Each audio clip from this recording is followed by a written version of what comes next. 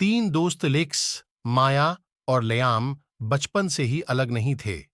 ایک پر سکون دوپہر وہ ایک قدیم نقشے سے ٹھوکر کھا گئے جو قریبی جنگل میں چھپے ہوئے خزانے کی طرف اشارہ کر رہا تھا۔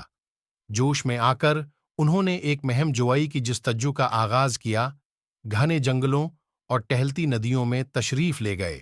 جیسے ہی شام نے آسمان کو رنگ دیا، وہ ایک پراسرار غار میں پہنچ گئے۔ دلوں کی دھڑکن کے ساتھ وہ اندر داخل ہوئے، چمکتے ہوئے زیورات اور قدیم نمونوں کے ایک ذخیرے کو ننگا کیا۔ پھر بھی ان کی خوشی تشویش میں بدل گئی کیونکہ غار میں گڑگڑاہٹ شروع ہو گئی۔ تیزی سے فرار میں وہ غار کے گرنے کا مشاہدہ کرنے کے لیے عین وقت پر ابھرے۔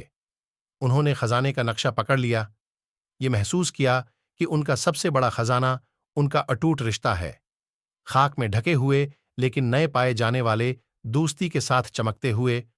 انہوں نے ناقابل فراموش مہم جوئی کو قدر کی نگاہ سے دیکھا، خزانے کے نقشے کو اپنی برداشت کے ثبوت کے طور پر